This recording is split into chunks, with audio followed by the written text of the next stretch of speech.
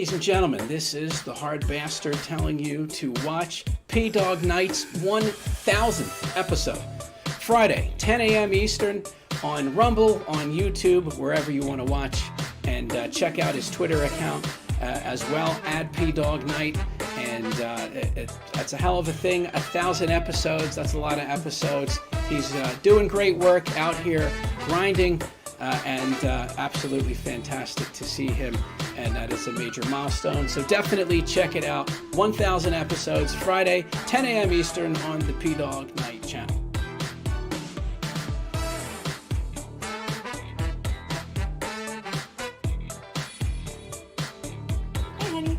Just want to say congratulations on your 1000th episode. I love you very much and I'm very proud of you. Well, I think that said it all. Yeah, congratulations, Dad. This is a huge accomplishment.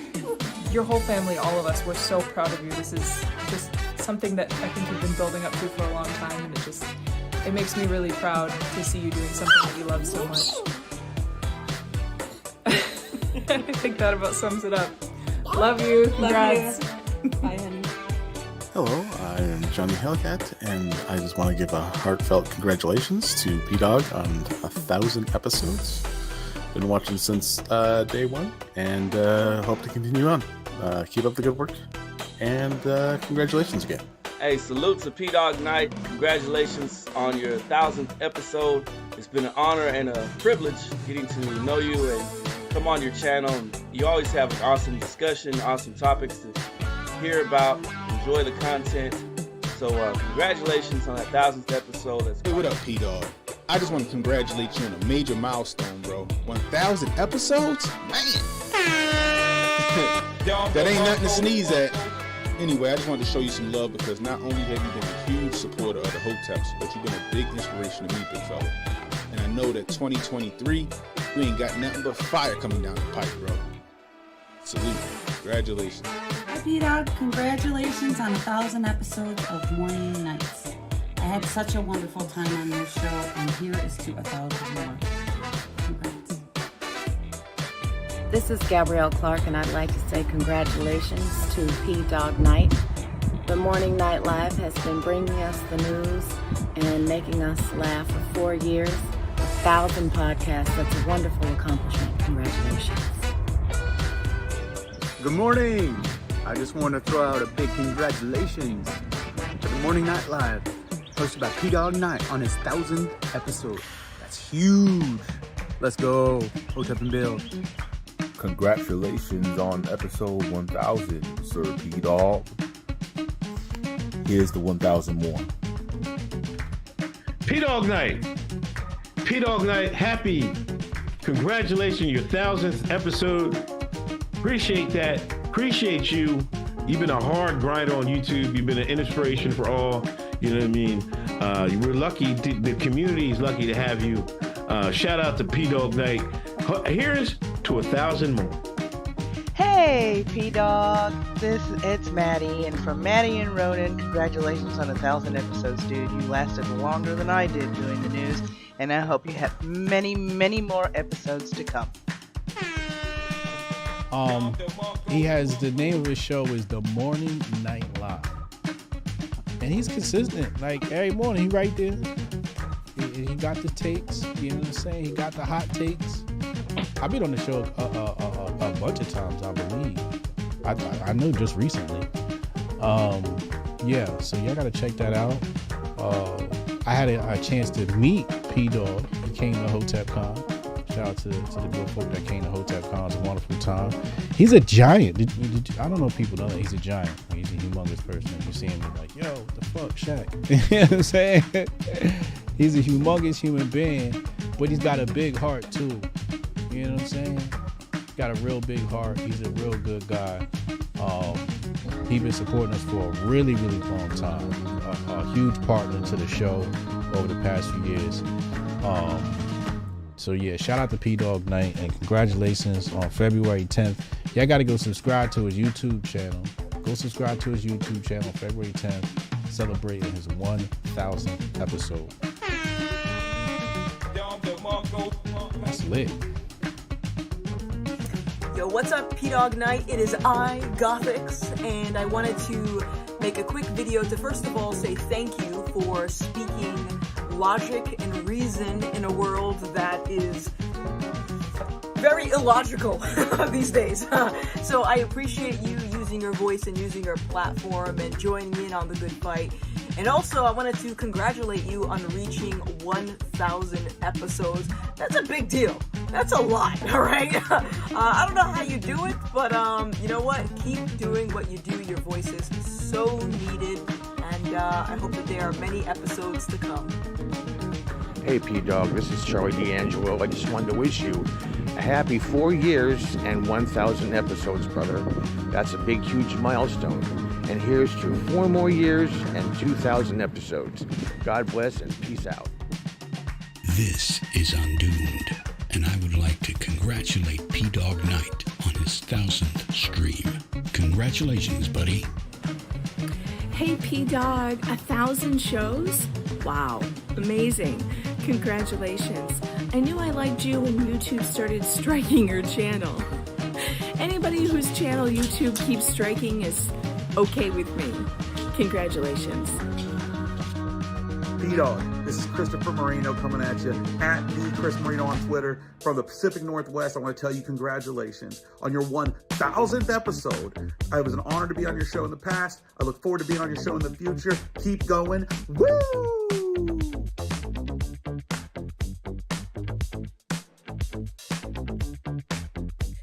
P-Dog, congratulations on 1,000 episodes, man. Marty, my man, P-Dog Night. The marathon continues. 1,000 episodes. That's 3 zeros, people. 3 zeros. 1,000 episodes of the Morning Night Live. P-Dog Night, get it done. Hotep and build. Let's go. Here's to 1,000 more and 1,000 more and 1,000 more after that. Chitani, let's go. Peace.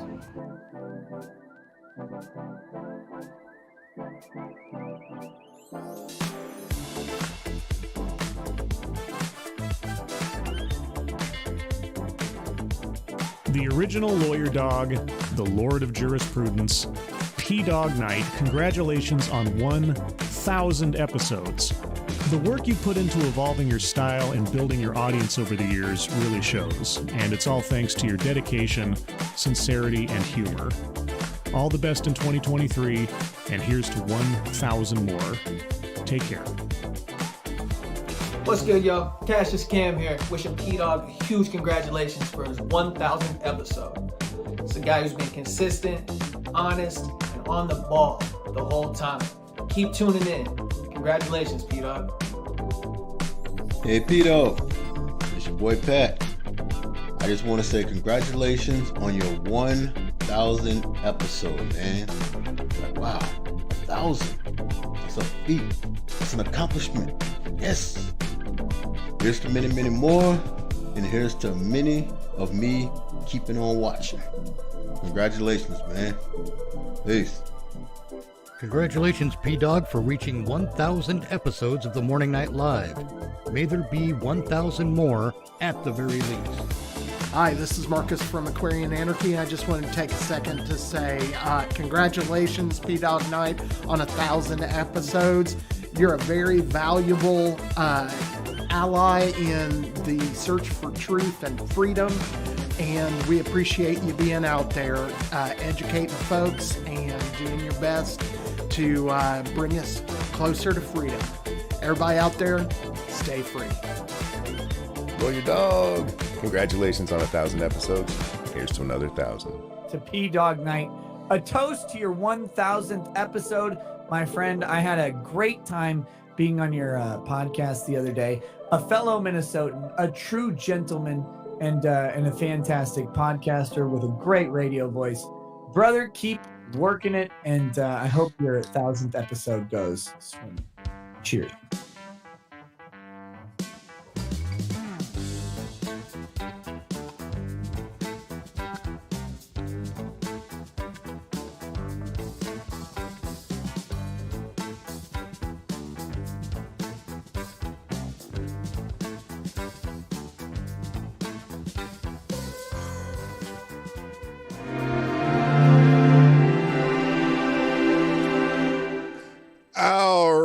righty, let's clear something up right now. Because even though the title says Big Game Hangover, I'm not hungover. I didn't have anything other than, I think I had some lemonade, but, no big deal. Anyway, I do have my cup of reparations coffee. I'm ready to go. It's Monday. Got to catch up on some things. But, of course, the biggest news from yesterday was the big game. And I don't talk sports, and I'm not even necessarily going to talk much sports today. I am going to mention it. I'm going to talk about a couple aspects of the game that people are talking about. And then I'm going to move on because there's a whole bunch of other news we could be talking about that's more important than a silly football game. Okay, not a silly football game. If you're from Kansas City, you're happy as a pig in mud or whatever they like to be in. And then if you're a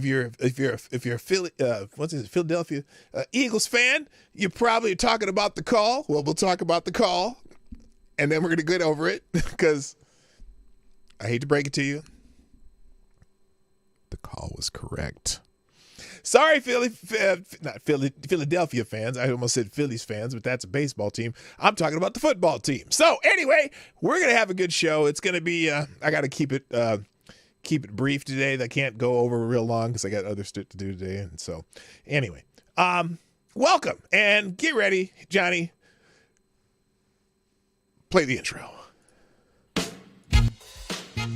Ladies and gentlemen, coming to you live from the Lucky Dog studio in a hidden location somewhere in the upper Midwest of the United States of America, it's a brother making his own way but with all the wrong opinions. Welcome to the Morning Night Live with your host, the one and only P-Dog Night.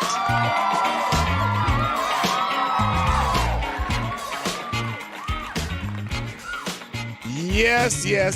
That is me. Let's put my face on here now. Good morning, everybody. Welcome to the Morning Night Live. I'm your host, Marty, also known as P-Dog Night on the internet. And welcome back to the P-Dog Night channel, where we talk about football. Not really. We'll talk a little bit about it. I said I'm not going to spend the whole day talking about football. I know some of you don't like it when I talk sports ball, and I'm not here to talk sports ball, although it's news today. Sports ball is news. It's the biggest news from yesterday, even though maybe miles and miles of chemicals spewing all over the state of Ohio probably should be a bigger concern, or maybe some UFOs. We might have some interplanetary contact. Who knows? Because nobody knows what the hell those things were.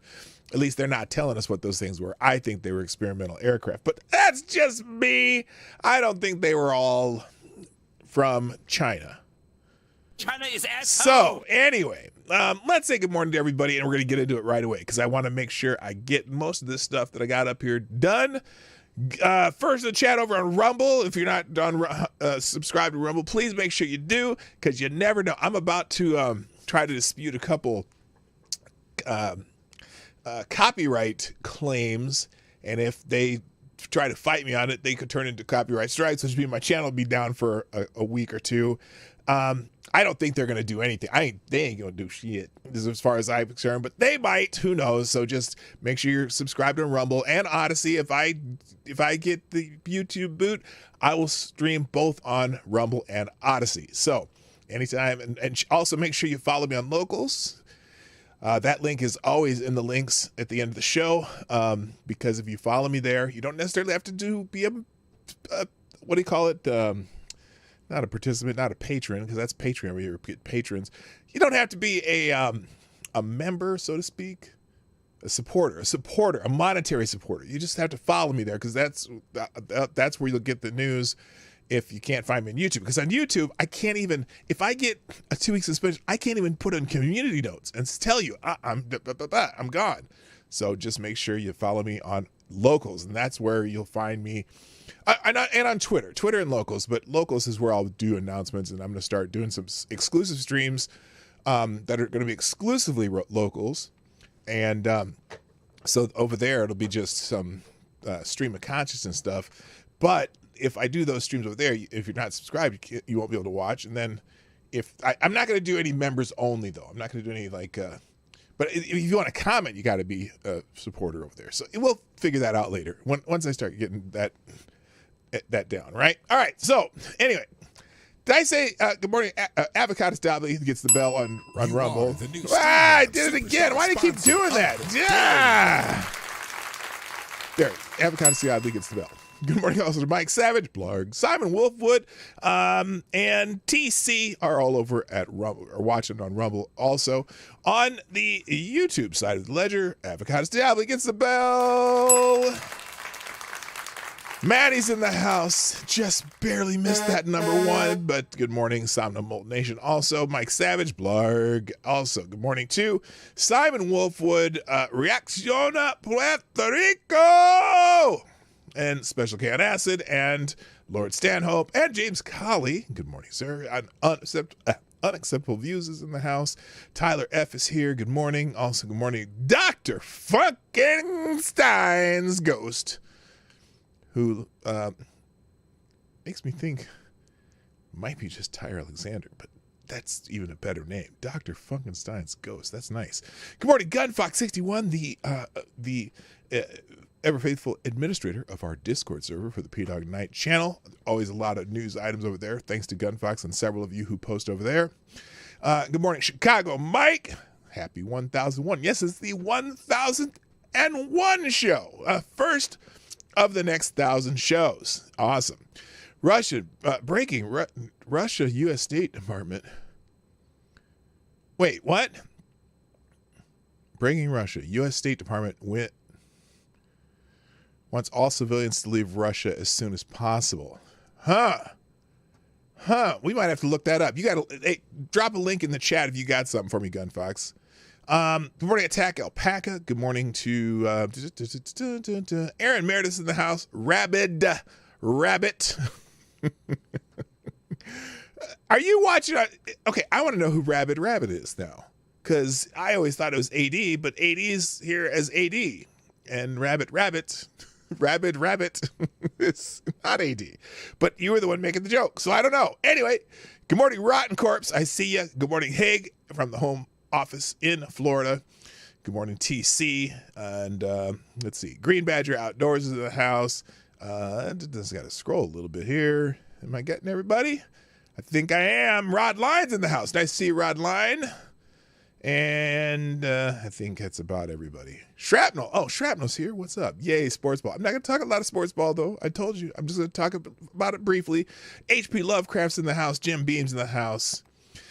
Sean DW is in the house. And I think I'm getting close. Jen T is in the house. Good morning to my other favorite Canadian. I'm sorry.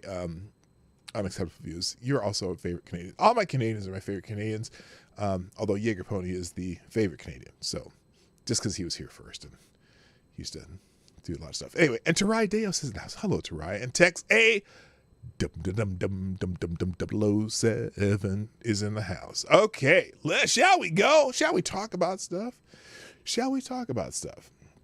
Well, let's get the sports ball stuff out of the way, because and I call it the big game hangover because a lot of people usually hungover after Super Bowl. It's the people that have the Super Bowl parties and all that stuff, and it's they have a good old time and stuff, and they get a little heated.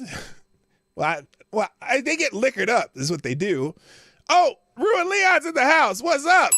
So the Super Bowl, yes, Ruin Leon, it was a great game. Look, it was a great game.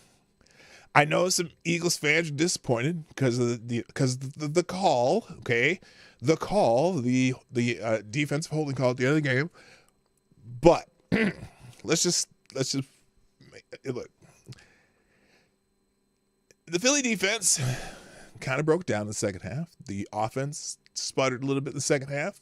Mahomes and company scored on every possession in the second half, and that's not what the call did not lose the game. And I hate to say it. Well, I don't hate to say it. I absolutely say it. If you look at the picture I put up there, the call was absolutely correct. The announcer, as they were showing this thing over and over, there was for those who didn't watch the game, there was a defensive holding call at the end of the game.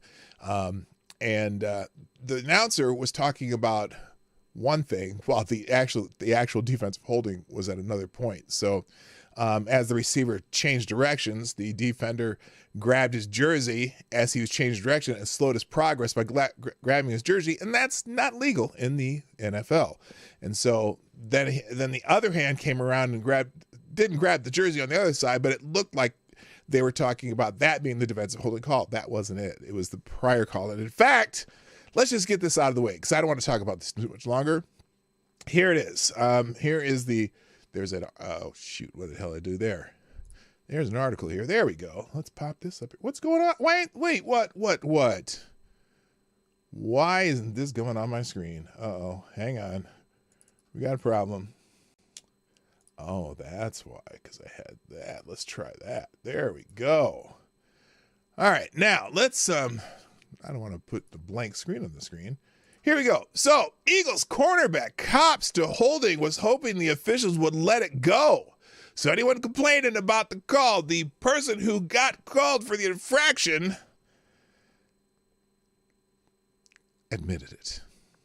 Philadelphia Eagles cornerback James Bradbury took responsibility for a questionable holding call late in the Super Bowl number 57 on Sunday that helped swing the game in the Kansas City Chiefs' favor. Quote, "I was hoping he would let it go, but of course, he's a ref. It was a big game," Bradbury said after the Eagles' 38-35 loss. "It was a hold, so they called it." Let me just give that man some props for being an honest, honorable man, okay? We should all be honest and honorable, and he was. The Chiefs were facing 3rd and 8 from Philadelphia's 15-yard line with just under 2 minutes to play, and the game tied at 35. Bradbury appeared to put his hand on receiver Juju Smith-Schuster at the top of his route and was whistled for defensive holding. The receiver went to the inside, and he was attempting to release to the outside. Referee Carl Cheffers told a pool reporter the defender grabbed his jersey with his right hand and restricted him from releasing to the outside, and that was the hold call. But what everyone was complaining about was after he changed direction, after he did the actual hold that he was called for, he ran to his left, and the defender, Bradbury, had put his hand on his back, but he wasn't holding then. And so all the Eagles people were like, he's not holding, he's not grabbing anything, he just had his hand there. That wasn't the hold. It was as the receiver changed directions that he grabbed the jersey, restricted his movement by grabbing his jersey, and it had to be called. So anyway, the pass to Smith-Schuster was incomplete, but with a fresh set of downs, thanks to the penalty, Kansas City was able to wind the clock down before kicking the go-ahead field goal with 8 seconds remaining. Oh yes, 100%, Smith-Schuster said when asked whether he felt like he was held. "My route was strike in, strike back out. I mean, Bradbury's a good player, but I feel like someday a call is going to be called." So Jalen Hurts Hail Mary with time ending, fell incomplete. And so the Chiefs won. Hail to the Chiefs. Congratulations. Now, it's funny. Oh, good morning, Balin Bobby. Balin Bobby's in the house. Nice to see you again. Infamous One is here. Woodcut is here. Nice to have y'all jumping in.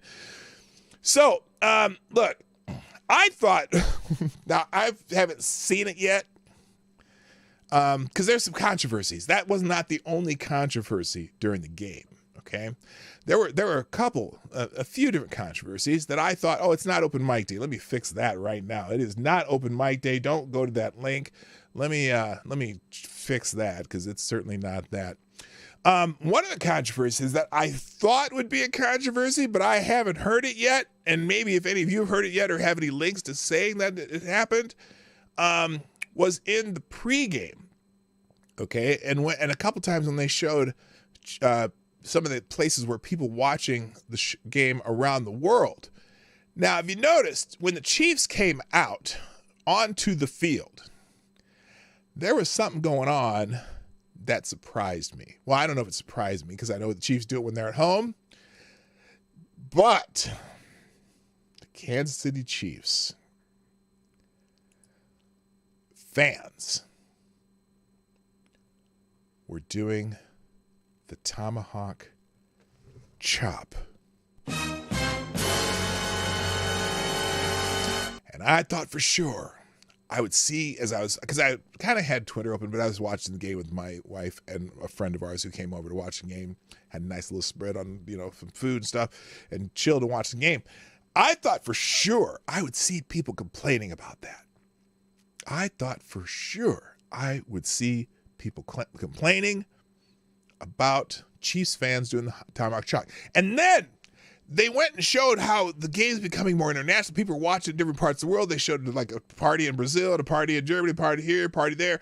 And one of the parties, I don't remember what country it was in, but they showed the party that all these Chiefs fans were in the bar going,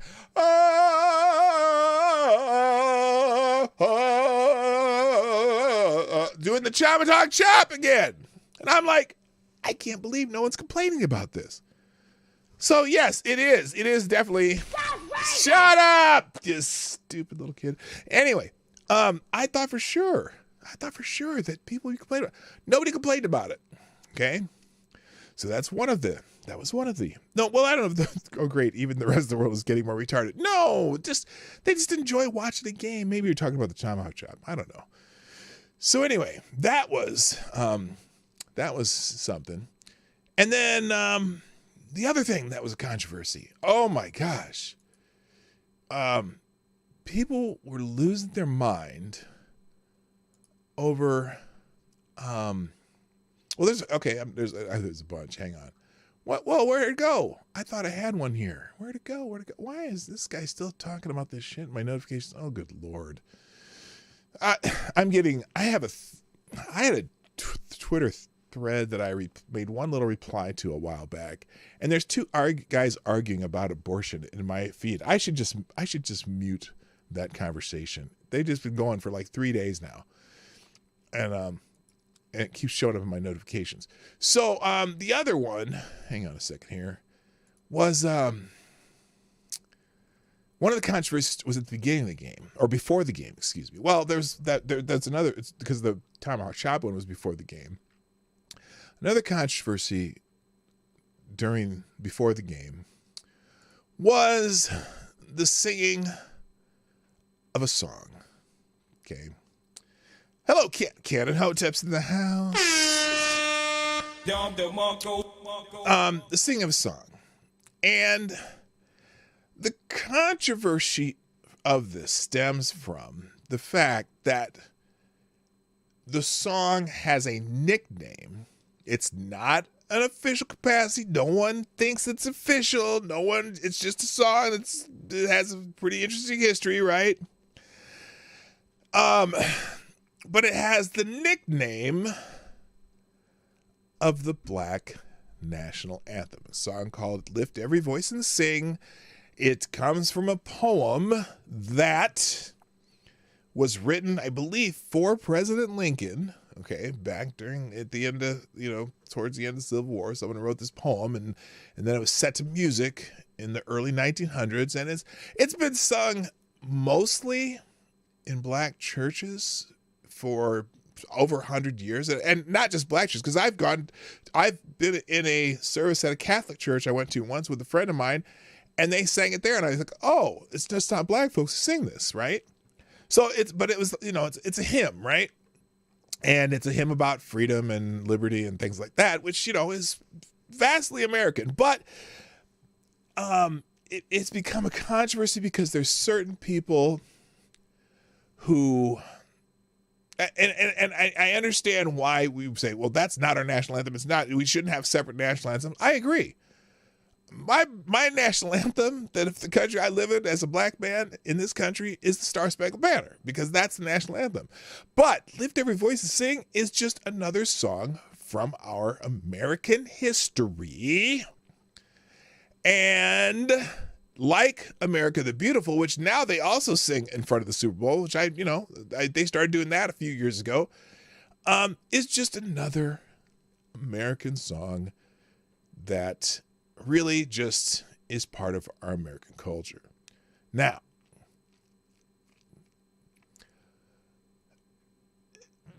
it's just a weird thing how people are so worked up about this. And I understand it, because some people say, oh, well, you're trying to have a separate national anthem for black people. Nah, Not really. Okay, like I said, there's only one national anthem. But here's what bugs me, what's going on here, because there's all kinds of people talking about this, and some people are like,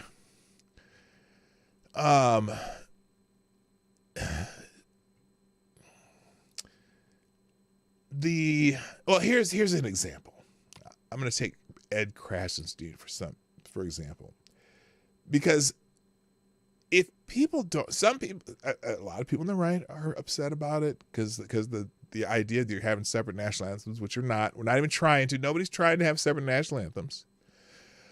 But what bugs me too is when people on the left try to use it as a weapon. So, for example, here's somebody named Ed Krasenstein, who he's just a propaganda machine, right? Black national anthem doesn't mean it's an alternative American national anthem, which is true. It does not mean that. And in fact, Black national anthem, we should probably stop calling it that. We don't call America the Beautiful alternative national anthem. It means it's a song for a body of people united by common descent, history, and culture. Wrong. It's not a song strictly for a body of people united by common descent, history, and culture. It's not just for black people, and it wasn't when it was written.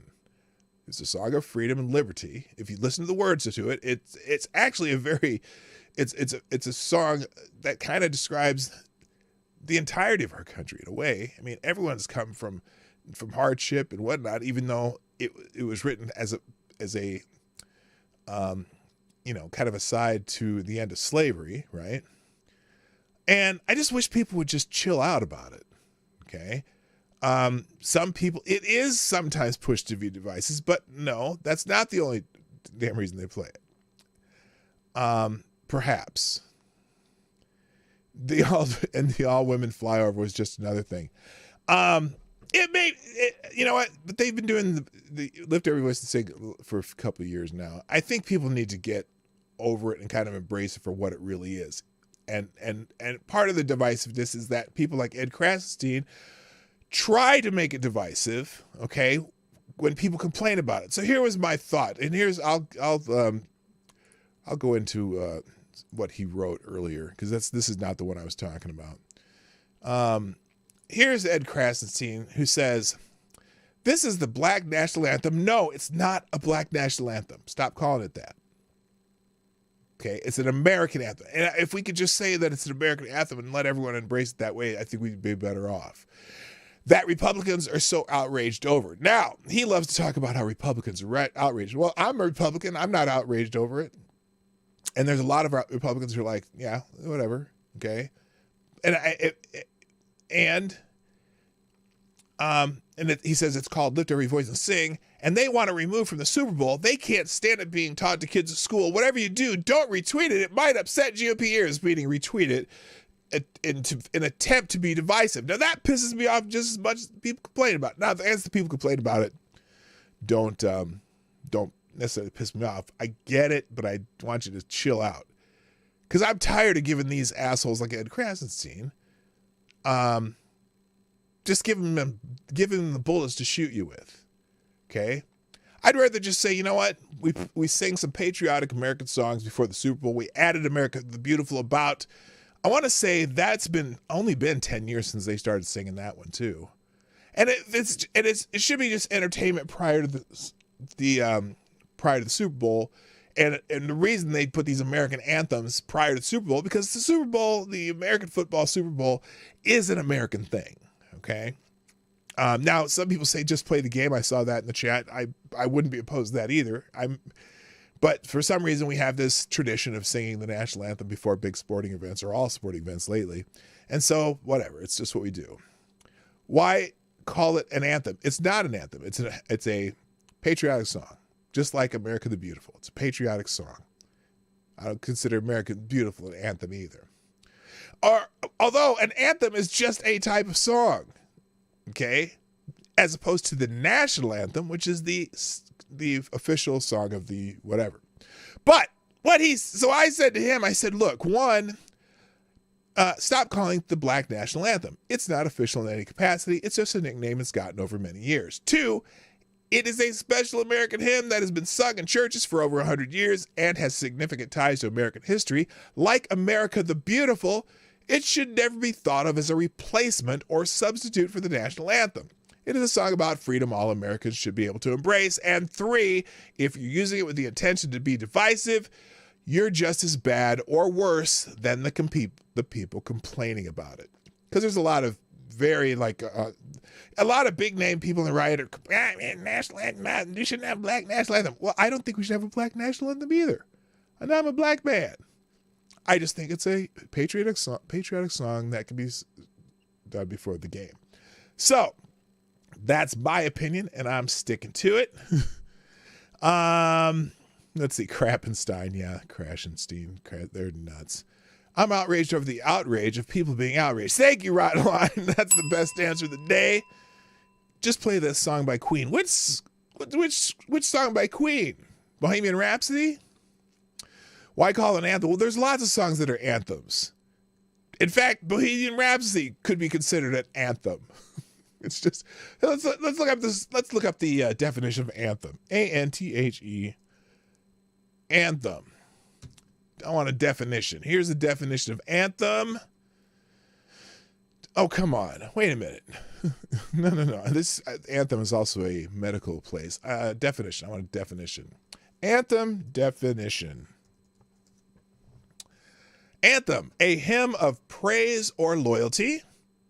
A choral composition having sacred or moralizing text in English.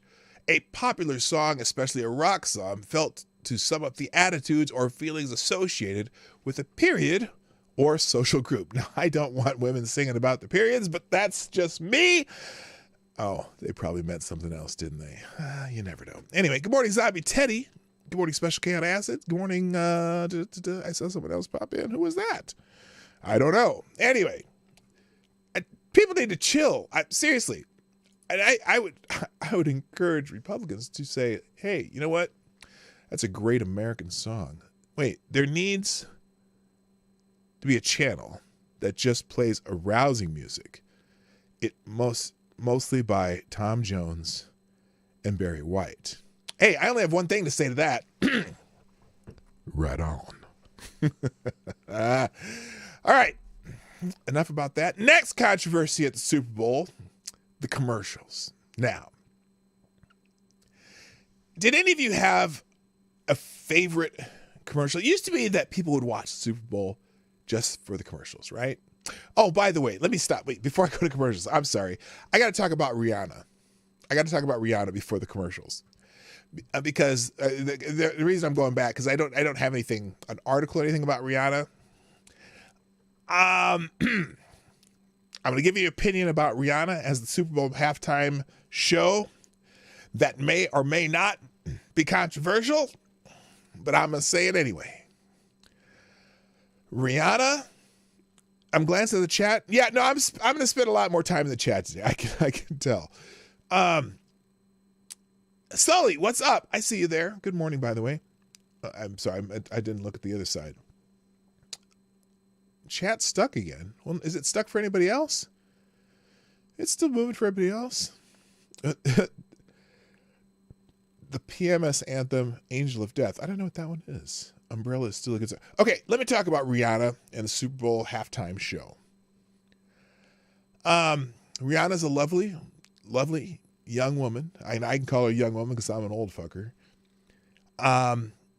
She has some very good songs I enjoy. They are pretty, However, that and she's pregnant again. She's starting to show. That's okay. That was the most anticlimactic Super Bowl halftime show I have ever seen. Almost. Well, okay, wait. Okay. I was dull. The music was great, but it was dull, and she had to lip sync through half of it, but it was dull, in my opinion. And I like her music, and I like the songs she sang. The songs she changed, those were her hits, right? But that was boring. It was just boring. It's good songs, boring halftime show.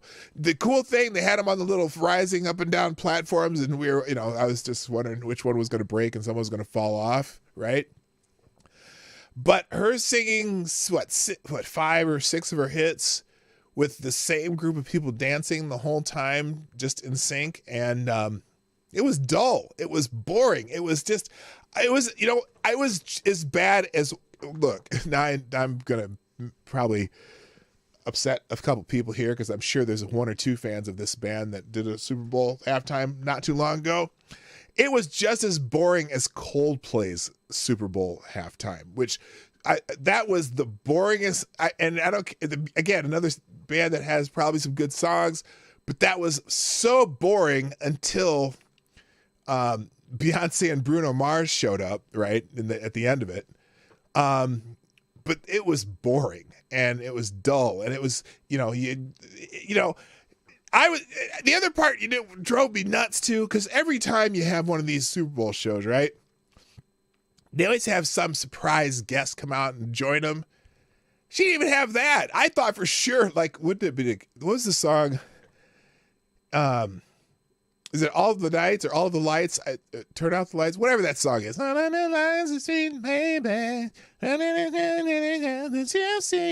song, wouldn't it have been fire if Kanye had come out and done his part on that song?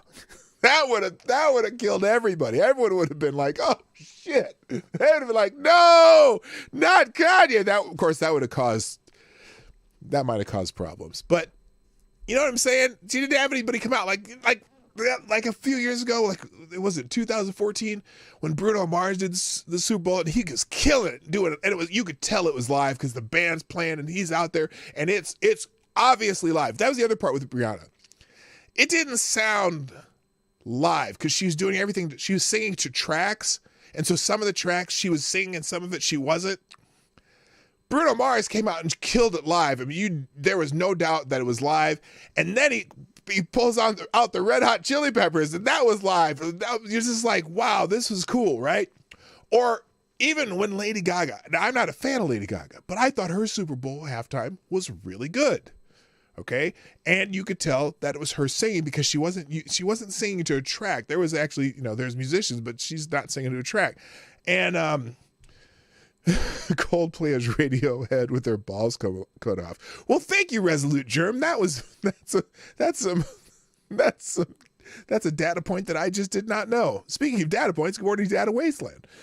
Did I say hi to Chicago Mike? How you doing, brother? There's just some bands that add fire to the Super Bowl, and Rihanna's not it. Hers are nice, mellow club songs, really. But I still, the number one Super Bowl halftime of all time, and I've seen multiple lists over the last week of who the top ranked Super Bowl halftimes.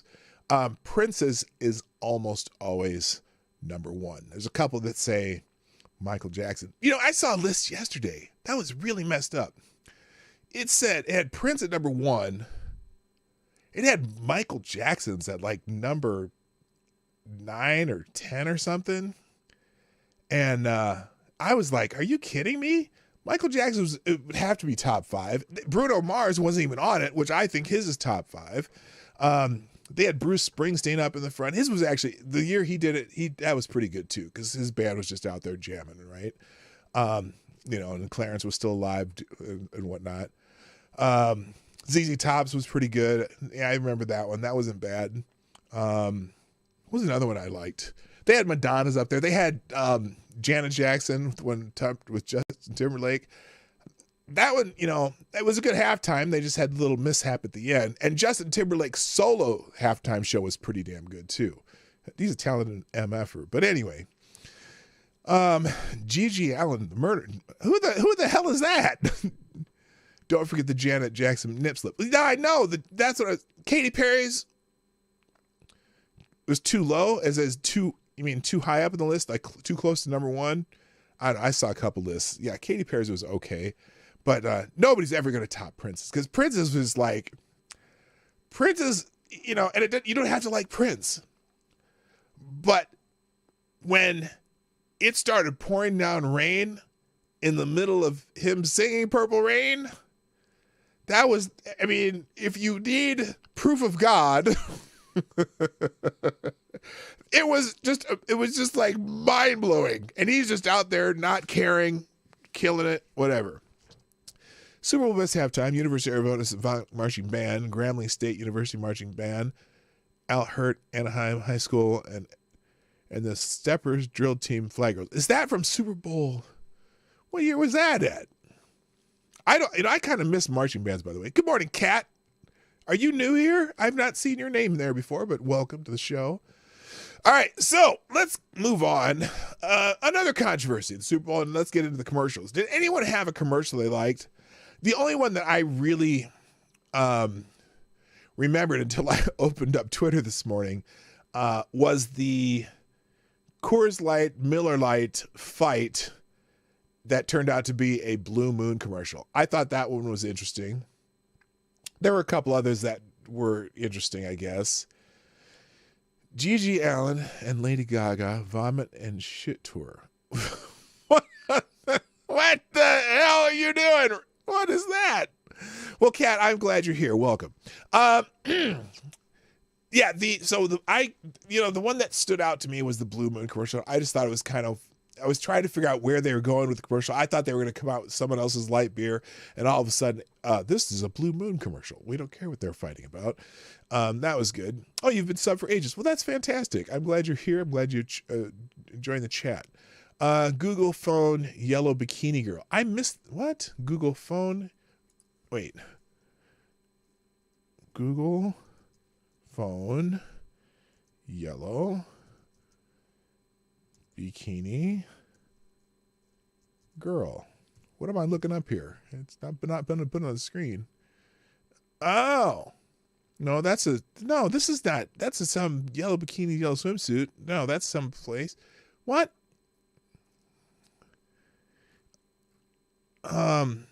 Okay, what? There's no. Why am I Googling phone yellow bikini girl? Was that a commercial? Okay, I'm just not gonna. We're not going there. Let's see.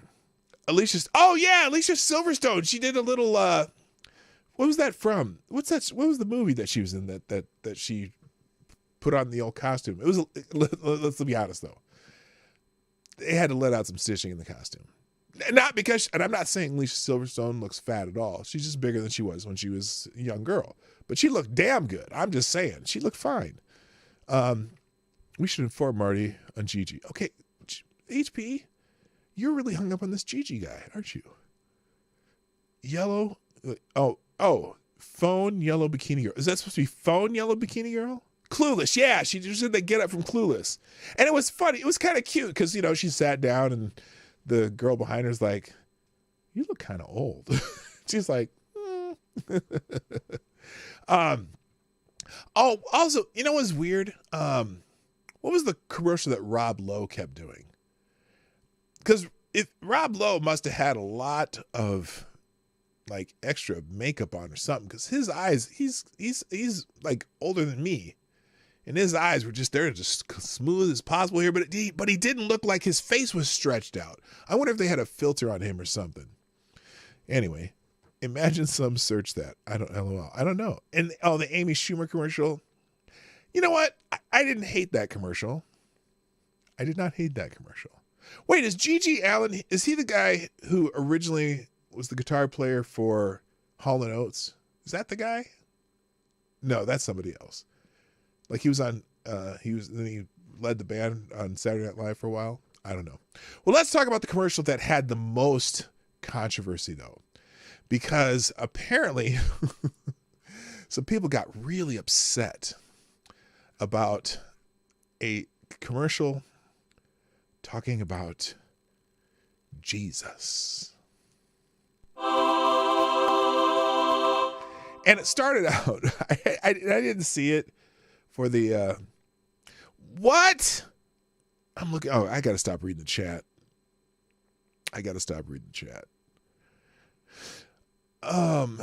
Preparation H around the eyes. What are you? Oh, is that get rid of wrinkles temporarily? I don't know. Does that work? Oh, those cards was G.E. Smith. Okay, close.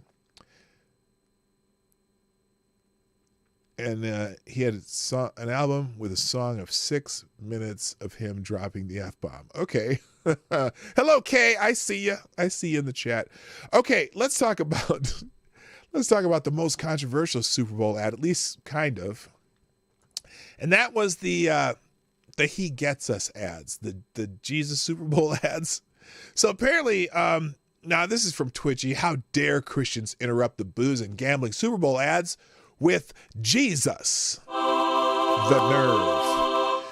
It seems our tolerant, kind, accepting of all ideas pals on the left are very, very, very upset over He Gets Us Jesus ad that was shown during the Super Bowl, apparently promoting love, family, acceptance, and life is a bad thing as far as Democrats are concerned. How we wish we were making this crap up. But no, it's very real. You may be asking yourself, what sort of shallow, idiotic tool would have a problem with an ad about Jesus? Of course, it was Alexandria Ocasio-Cortez who said, something tells me Jesus would not spend millions of dollars on Super Bowl ads to make fascism look benign. Now, so have you seen these He Gets Us ads? Now, some of them, like there was one about, I wasn't sure who was making these ads because they kind of go all over the place. Like there's one that's talking about how Jesus was an immigrant, and then it shows all these immigrants coming across and talking about how love and this and that, which is fine. I believe in love and all that.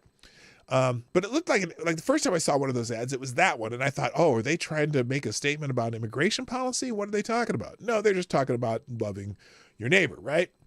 But the ad they had last night, at least one of them, was all these ads of people in the streets arguing with each other, right? And you don't really know if they're from any particular, but it's just people yelling at each other in the street, mostly at protest and all these things. And he was talking about how, and the ad was something about, what was it? It was like, just maybe we should learn to love our neighbor. Basically, that was the message, right?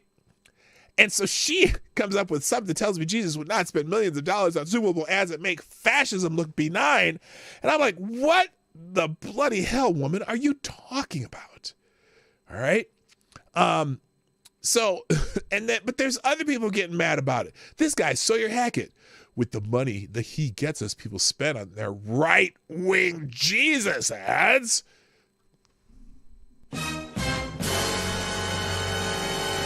They could permanently house 1,563 people experiencing homelessness. Now, what's ironic about that one? Did I save this one? No, I didn't. Let's. What's ironic about this guy, him saying that? This guy is Sawyer Hackett. I think wasn't he like a campaign manager? Yes, it's this guy. Here he is. Sawyer Hackett, Democratic strategist and communications consultant, senior advisor to none other than Julio Castro. Now,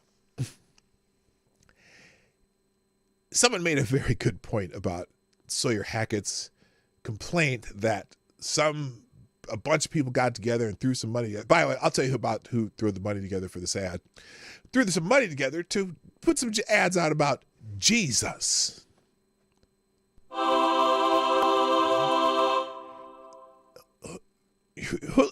Julian Castro, for the future Super PAC, raised $10 million for a failed presidential run, dropped out before a single vote was cast.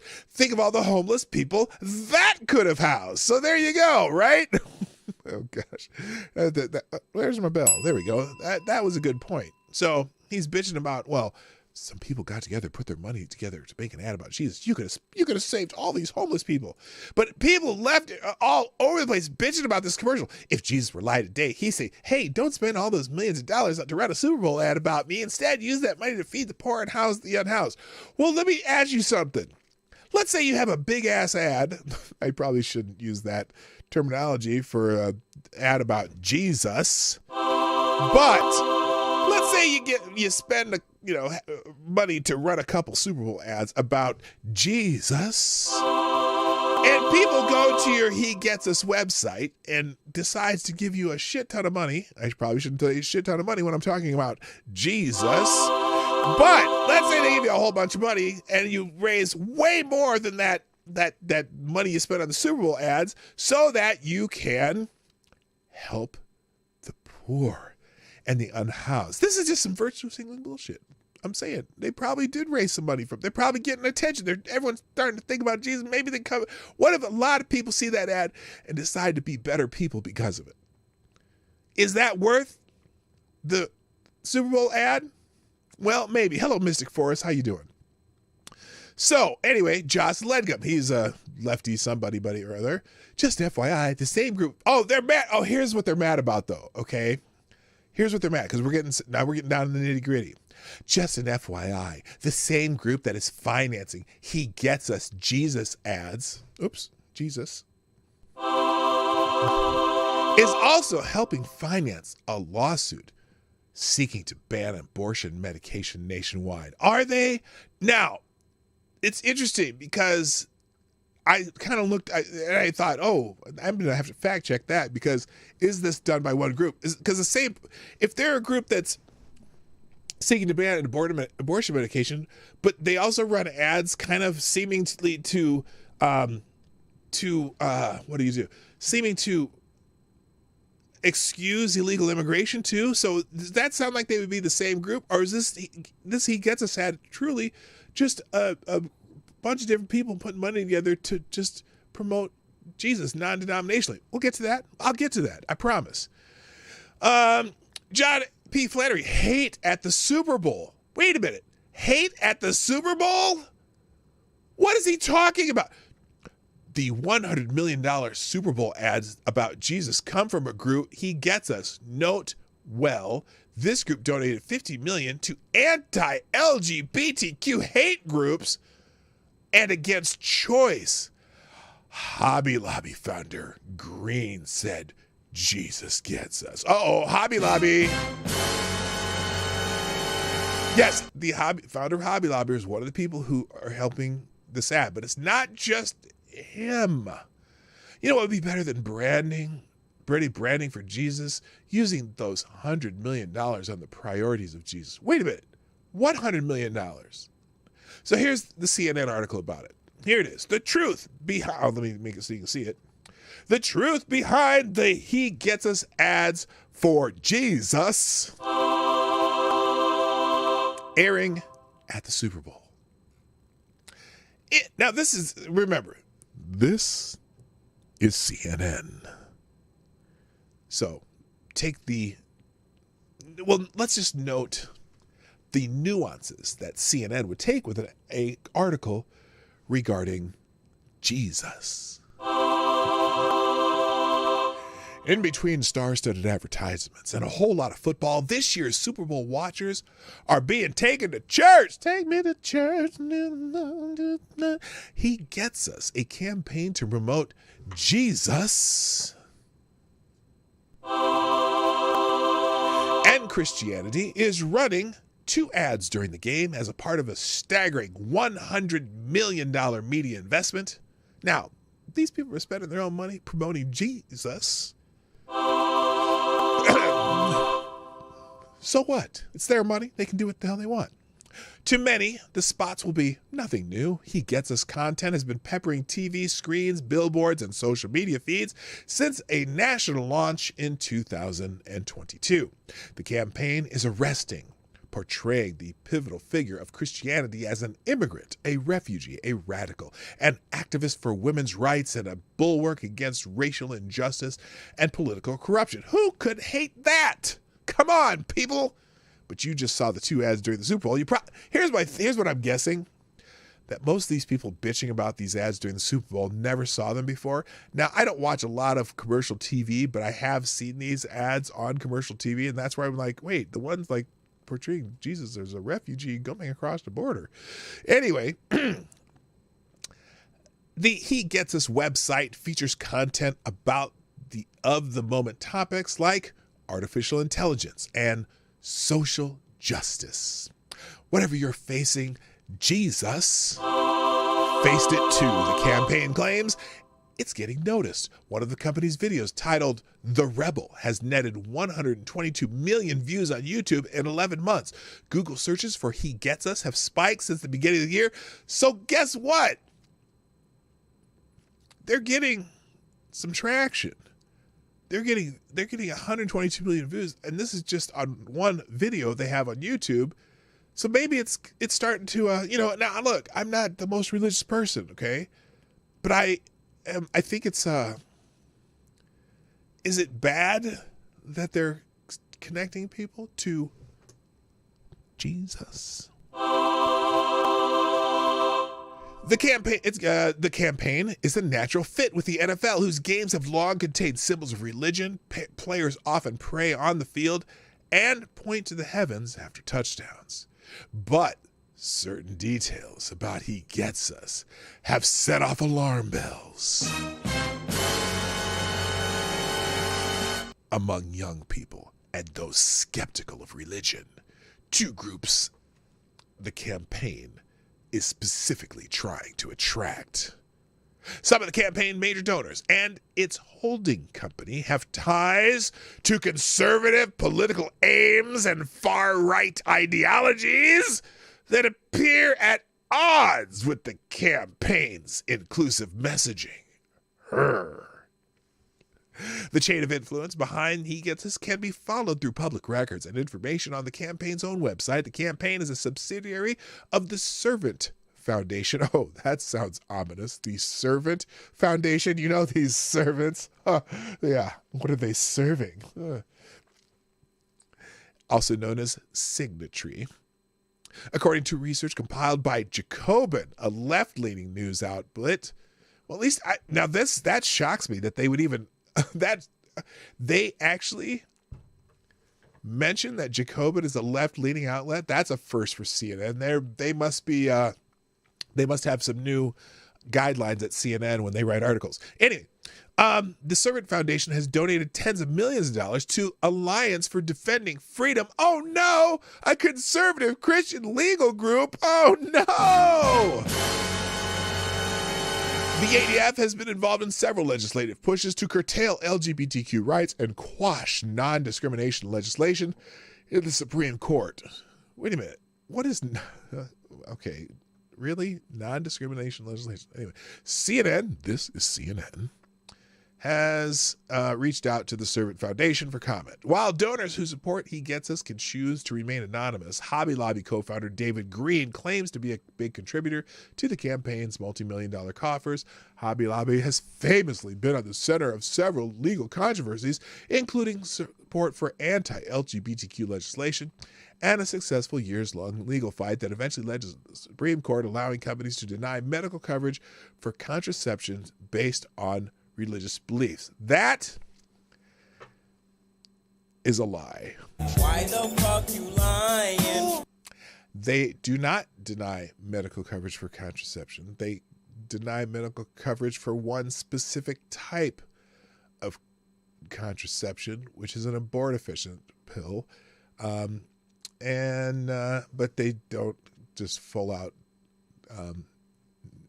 disallow contraception at the Hobby Lobby. Anyway, let's put it this way. And if you go through this, it's tied to evangelical churches. But the other part is it's not just evangelical churches that have contributed to this campaign. This is a campaign from many different churches, organizations, and whatnot. And if you go through it, now here's the problem though. Let's see. Let me go down here because I'm going to get down this part.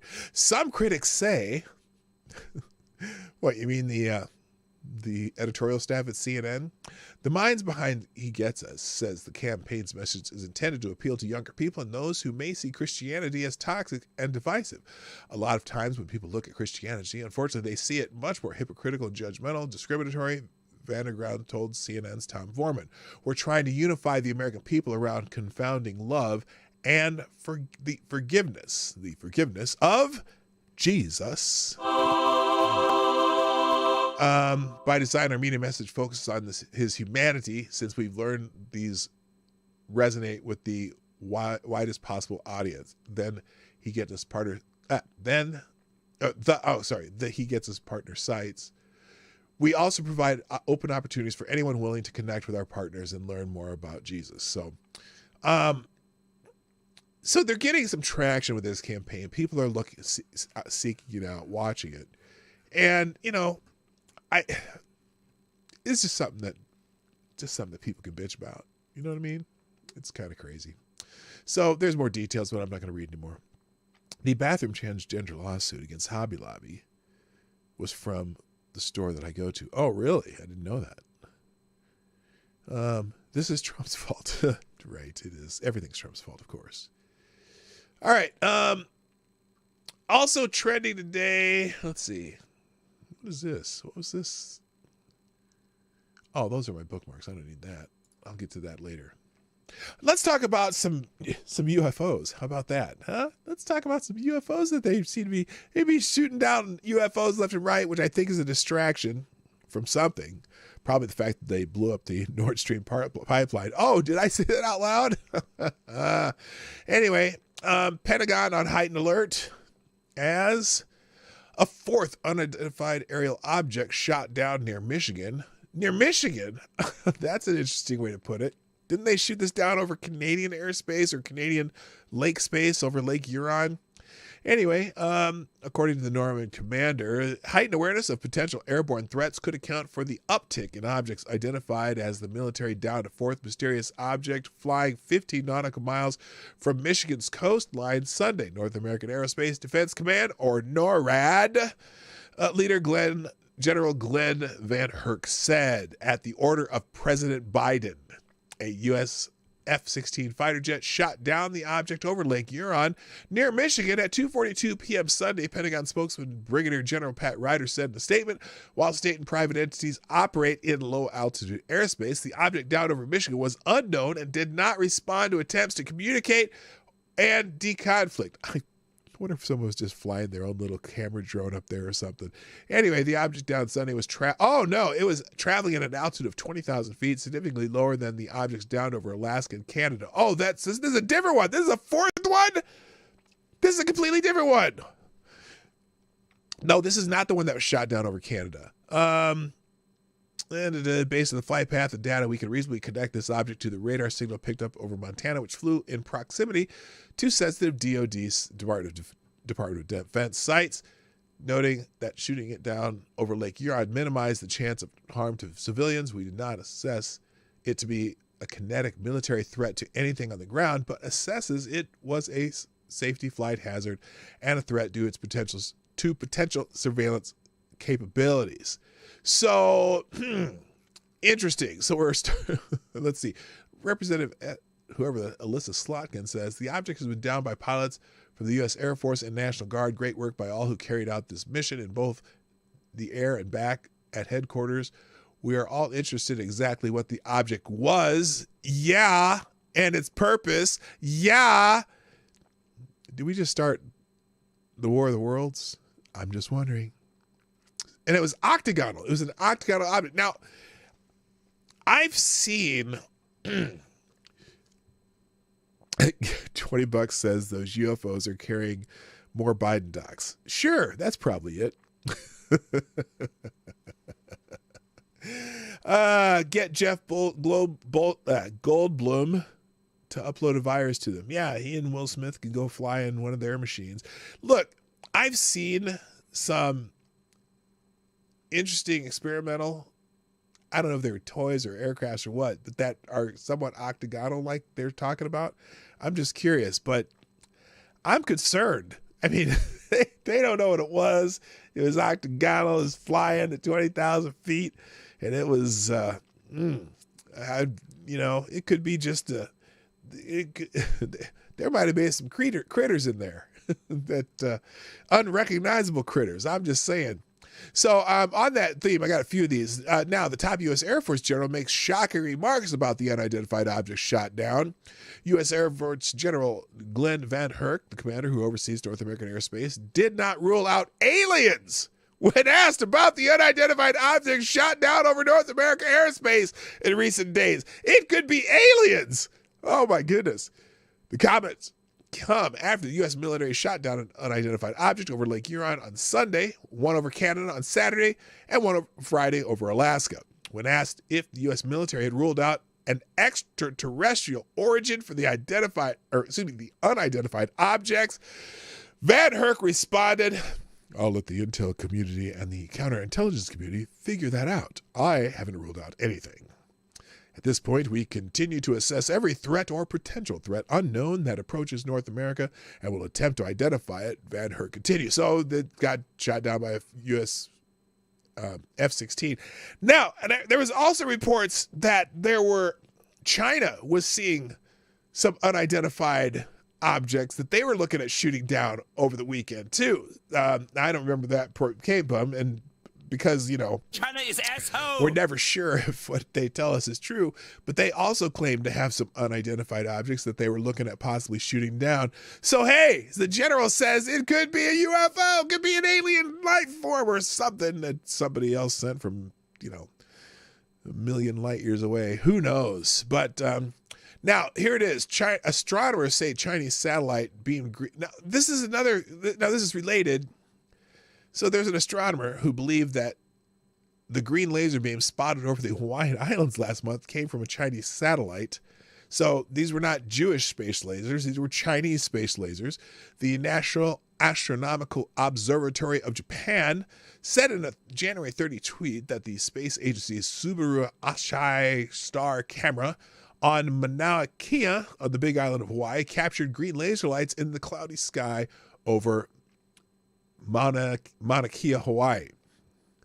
Here it is. On January 28th, 2023, HST Super Ashi Star camera captured green laser lights in the cloudy sky over Mauna Kea, Hawaii. The lights are thought to be from a remote sensing Altimer satellite. Watch the video. There's a video on YouTube for it.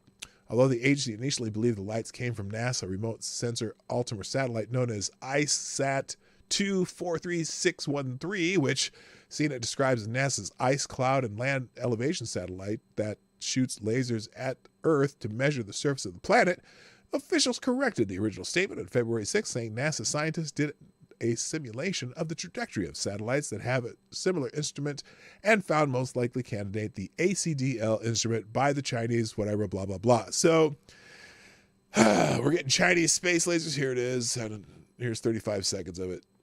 Oh, that's just a still shot that they're zooming in on. So we have UFOs. We have Chinese space lasers. Oh, Jewish lasers are blue. Oh, well, thank you. See, now you learn something new every day. The Jewish space lasers are blue. The Chinese are green. Now, in the midst of all this, top Biden national security officer finds time to talk about his top 40 albums of 2022. Colin Call rides a bike to work, carries a man purse, and posts his favorite albums of the year and DJs on the side. Colin Call, the Biden administration Undersecretary of Defense for Policy, outed himself as an obnoxious hipster nerd by posting a list of his top 40 albums of 2022, a year in which U.S. national security officials were presumably working hard to address the Russian invasion of Ukraine. I just think it's funny that this guy, first of all, that guy is, what is he? He's the Undersecretary of what? Undersecretary of Defense for Policy. This nerd-looking guy. Now, you can't judge a nerd by his glasses, but come on. In his own words, Kyle discussed his top albums of 2022, as well as his side gig of DJing weddings and national security nerd parties on a recent episode of Early Bird Brief, a podcast for national security nerds.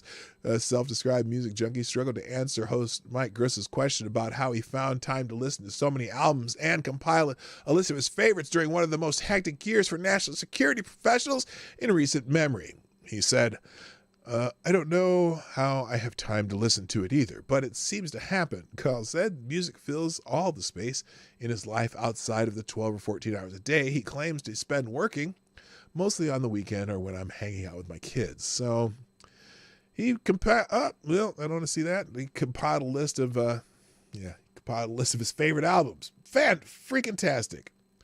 All right, I'm going to skip a couple of things because I don't need to talk about that. I'll just leave it in the tabs since I'm almost out of time. I really want to get to. The issue with the. Oh, please tell me this is not. Am I screwed in this? Can I see this one? No, I can't. Hang on a second. I want to talk about what we should have been talking about over the weekend. And a lot of people were, let's just be fair. But in Ohio, there was a train derailment. And it's kind of concerning. And so here's a Wall Street Journal article about it. Miles before the Ohio derailment, train axle was on fire, according to a video. Surveillance footage appears to show malfunction on train before it derailed with hazardous chemicals. Now, this is Norfolk Southern Train Corporation, I think. Norfolk Southern Corp train appears to have been on fire miles before it derailed in eastern Ohio, putting scrutiny on the safety detectors along the tracks that are supposed to alert crews to such hazards. A manufacturer in Salem, Ohio, posted a clip Friday on its own Facebook page of a video from a surveillance camera which showed a fire under one of the cars being pulled by the Norfolk locomotive as it passed its facility. The video surveillance footage was earlier reported by the Pittsburgh Post-Gazette. Norfolk Southern and rail safety officials declined to comment on the video, citing the ongoing investigation. Salem manufacturer Butek Bliss had no immediate comment. Salem is around 20 miles away from East Palestine, where the train containing hazardous chemicals derailed on February 3rd. Oh, this is on February 3rd? Oh, this is causing all these problems now, 10 days later. Damn. And resulted in authorities calling for residents to temporarily leave the area. Officials from the National Transportation Safety Board, the federal agency that investigates major rail accidents, have said that the 150-car train derailed after an axle malfunction. The NTSB said the crew was alerted to the problem from a wayside defect detector shortly before the derailment. An emergency brake was then applied. The agency is still investigating the accident. So this is when the cars in the derailment contain vinyl chloride, combustible liquids, benzene residue, and non-hazardous materials such as plastic pellets and wheat, according to the Columbiana County Emergency Management Agency. Rail workers say that there are devices placed along freight tracks to detect problems with train components, including heat sensors which sound an alarm to train crew when overheating occurs on parts like axles and wheels. Well, if it was on fire, that certainly failed. So what's happening there is now they're monitoring for hazard chemicals in the Ohio River after the derailment. This is from a couple days ago. The Greater Cincinnati Waterworks is collecting samples from the Ohio River after a hazardous chemical was detected in river water downstream from where about 50 train cars derailed near the Ohio-Pennsylvania border. The utility is working with Ohio EPA, the Ohio River Valley Water Sanitation Commission, and other water utilities along the river to gather samples and perform analysis to assess any potential threat to our drinking water. Really? Wheat, not weed. Wheat, not weed. Brunette in pink nightie had something to say. Yeah, that was just, at least she was clothed. I hate it when you scroll down in Twitter and all of a sudden there's a penis on your screen. I don't like that. Anyway, several train cars ruptured, the memo states, leaking vinyl chloride and butyl acrylate chemicals, which are used to manufacture plastics and resins. Low levels of butyl acrylate were detected in samples of the Ohio River, though the area where the chemical has been identified are currently far upstream of Cincinnati, according to the memo. Greater Cincinnati Waterworks is actively monitoring the situation and stands continuously to protect our drinking water quality, the city manager memo says. So so problem is, though, they're finding dead animals from quite a distance, from this particular wreck, and obviously it had some air quality issues thanks to this derailment. And they're finding some rivers where all the fish are dead. But they say, well, they're making sure they're checking the drinking water, whatever. Exposure to butyl acrylate, a clear, colorless liquid with a strong fruity odor, can cause irritation to the eye, skin, and upper respiratory system, along with sensitization, dermatitis, and difficulty breathing. Yeah, it's killing animals and shit. Get bottled water. Yeah, if you're in Ohio, here's the thing: the Ohio River flows eventually into the Mississippi River. I'd be worried, like downstream Mississippi River, like in southern Illinois and all the way down probably towards New Orleans and shit, Memphis and wherever. I was just saying this morning to a guy at work. I was like, man, glad to live in Minnesota because we're way north of anything of that shit. But anyway, water seems to be a big issue. It's a big issue around this country right now, particularly if you live anywhere on the Colorado River Basin, and now the Ohio River Basin. But the $10 question is, does it cause heart attacks? Well, they'll find a way to make that it. Heart attacks, blood clots, strokes, sudden adult death syndrome. I'm sure they'll find a way to, tie that in. It might even cause global warming. Who knows? All right. Now I've got a few minutes left. I have a bunch of articles that I had here just in case I didn't have anything to talk about. So I'll just show you what's going to be in the tabs, and we're going to go from that. Apparently, there's a Missouri whistleblower story shows that more must be done to stop gender-based child mutilation. This is interesting. Your daughter is learning about gender identity on social media.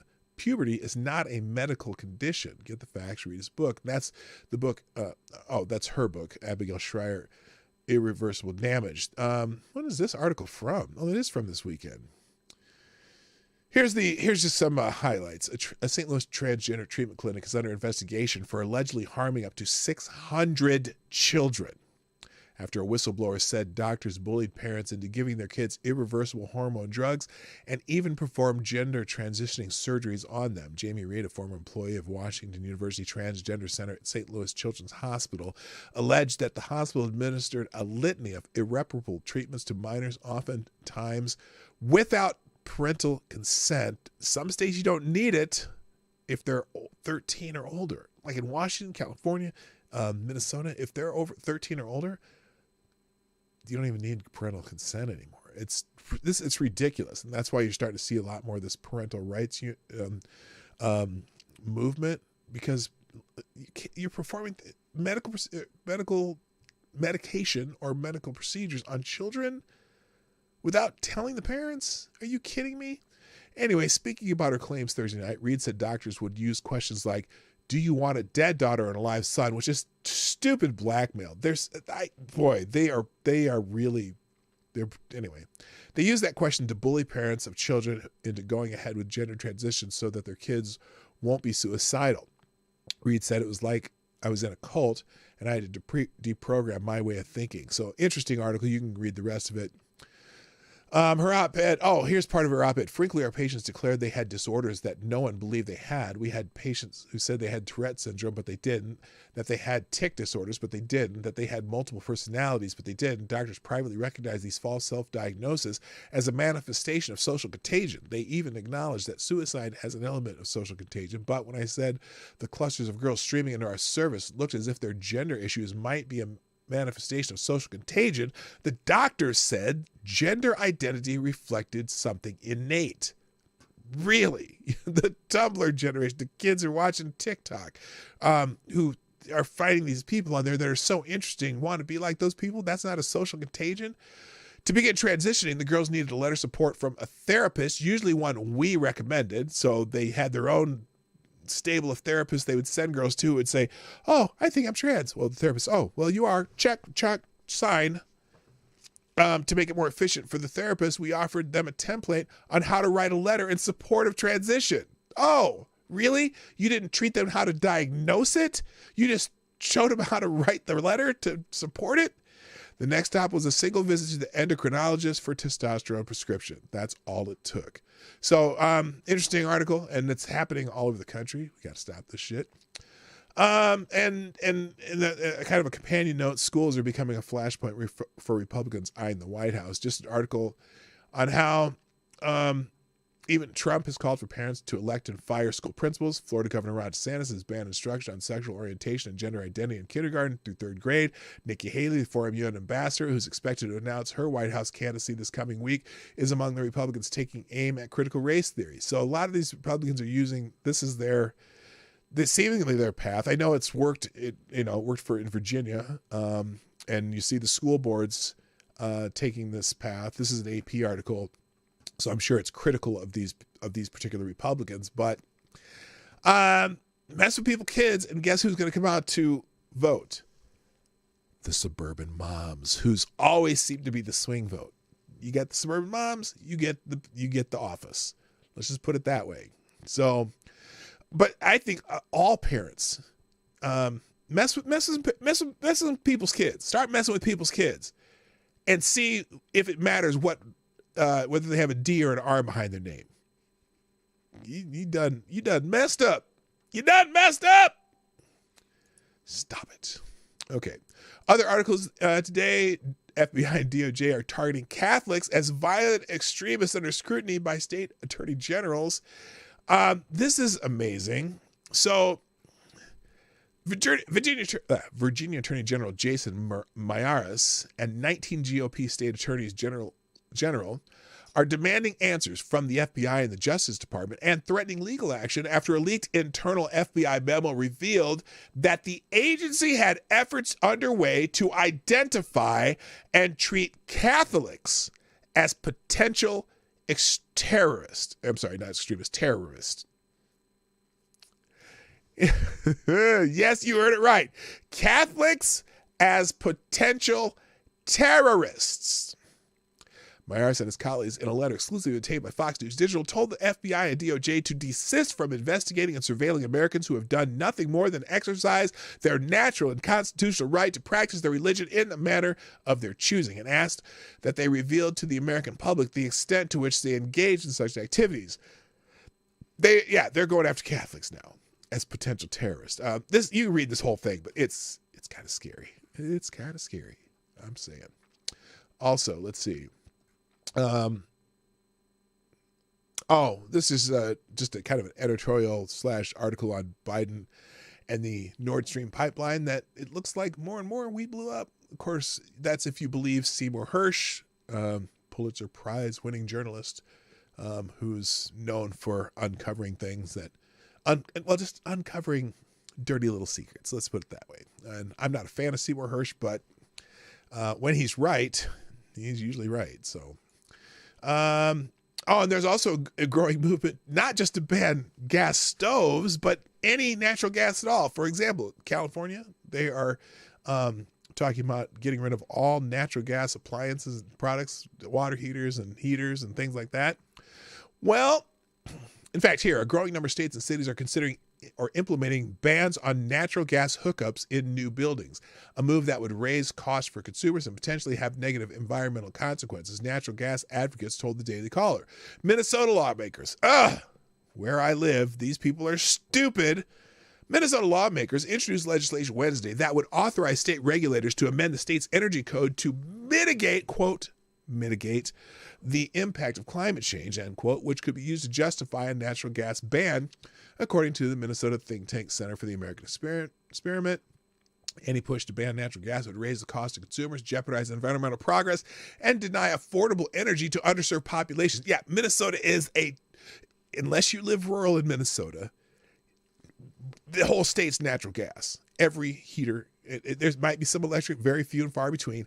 The state is natural gas. A lot of propane out in rural Minnesota, but seriously, they're losing their damn minds with the natural gas nonsense. And also, you got to read this one. I don't have time. Woke biologists claim now even wild animals are suffering from the effects of systemic racism.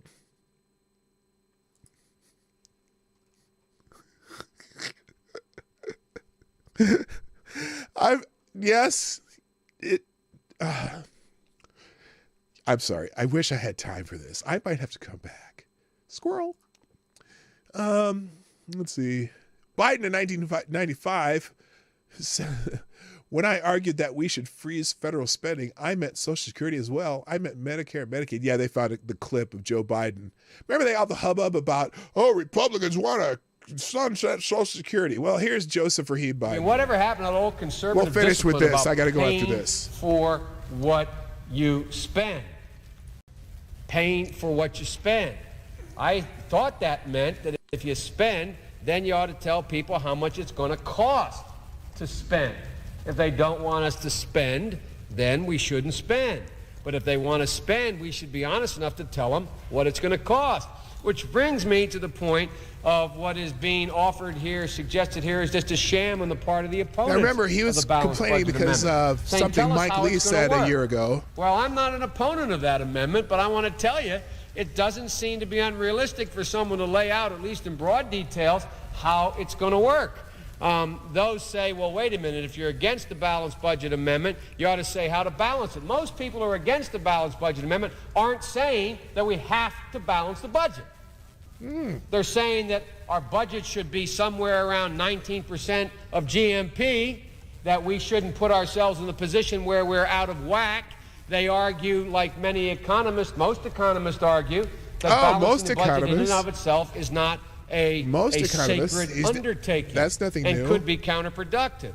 But it seems to me that we should tell the American people. I look at the polls out there. For example, I want to go on record. I'm up for re-election this year, and I'm going to remind everybody what I did at home, which is going to cost me politically. When I argued that we should freeze federal spending, I meant Social Security as well. I meant Medicare and Medicaid. I meant veterans benefits. I meant every single solitary thing in the government. And I not only tried it once, I tried it twice, I tried it a third time, and I tried it a fourth time. Wow. Did he just say Social Security, Medicaid, Medicare? I tried it once, I tried it twice, I tried it a third time, I tried it a fourth time. Huh. All right, then. All right, guys, I got to go. I appreciate you joining me today. If you haven't done so already, hit the like button, share the stream, do all that stuff. Hit a comment in the comment section if you haven't, if you're not, watching on replay, and that's it. I'll be back tomorrow, as usual, Monday through Friday, 10 o'clock Eastern, 9 o'clock Central. Programming note, next week, let's see, is it next week? Yeah, next week I'm leaving town for a few days because it's me and Lainey Boomer's 30th anniversary. I'll do a 30th anniversary show maybe next Tuesday, a week from tomorrow, but that's it. We got to go, or I got to go. Ladies and gentlemen, thank you so much for joining me today on the Morning Night Live. Do all that stuff I just said, and I'll see you back here tomorrow. Make sure you share the stream after the show, and invite your friends and neighbors. Thank you. Got to go. My name's P-Dog Knight, and I'm out of here. Bye-bye. Hey, this is P-Dog Knight, and thank you for watching today on the P-Dog Knight channel. If you have an observation or remark you'd like to make about this video or my channel, I absolutely welcome you to write it in the comment section down below. I really look forward to hearing from you. And before you go, if you like what you saw but you're not already subscribed, please make sure you hit the subscribe button and definitely click that bell that pops up afterwards so you'll be notified when I post new videos or when we go live. I broadcast my live show, The Morning Night Live, Monday through Friday at 10 o'clock Eastern, 9 o'clock Central. A special thank you to all the supporters of this channel who share our videos on social media and who make donations through Streamlabs, YouTube, Venmo, and Cash App, which are all linked in the description down below. Thanks again, and until next time, I'm P-Dog Knight, and I'm out of here.